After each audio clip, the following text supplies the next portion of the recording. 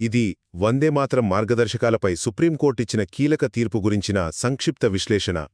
కేంద్ర ప్రభుత్వం జారీ చేసిన వందేమాతరం మార్గదర్శకాలు కేవలం ఒక సలహా మాత్రమేనని సుప్రీంకోర్టు ఎలా స్పష్టం చేసిందో, అలాగే ఇది మన వ్యక్తిగత హక్కులను ఎలా కాపాడుతోందో ఈ ఎపిసోడ్ మీకు వివరిస్తుంది. మొదటిది, పాఠశాలల్లో వందేమాతరం పాడాలని కేంద్ర హోంమంత్రిత్వ శాఖ ఇచ్చిన సర్క్యులర్ కేవలం ఒక సూచన మాత్రమే.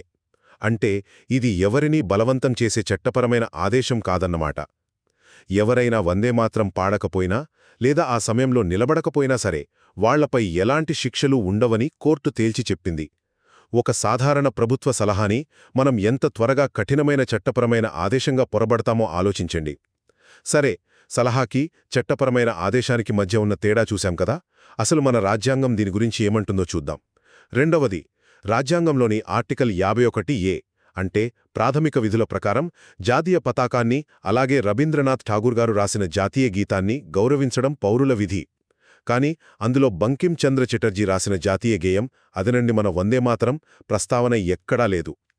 చరిత్రలో జాతీయ గీతానికి గేయానికి సమాన హోదా ఉన్నప్పటికీ రాజ్యాంగం ప్రకారం ఒకదానికి మాత్రమే ప్రాథమిక విధి కింద రక్షణ ఉండటం నిజంగా ఆసక్తికరం కదా.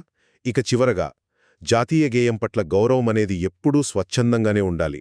ఎవరిపైనా దేశభక్తిని మనం బలవంతంగా రుద్దలేమని కోర్టుతో కాటు ప్రభుత్వం కూడా అంగీకరించింది. ప్రస్తుతానికి ఎవరికీ ఎలాంటి వివక్ష ఎదురుకానందున కోర్టు ఈ పిటిషన్ను కొట్టివేసింది. అవును, దేశభక్తి అనేది పౌరుల మనసాక్షి స్వేచ్ఛకు సంబంధించిన అంశం కదా. దానిని నిబంధనలతో నిర్బంధించలేం. నిజమైన దేశభక్తి అనేది ఏ ప్రభుత్వ ఆదేశాల వల్ల రాదని, అది ప్రతి పౌరుడి అంతరాత్మలో నుండి స్వచ్ఛందంగా ఉద్భవించాలని ఈ తీర్పు మనకు స్పష్టంగా చెప్తోంది.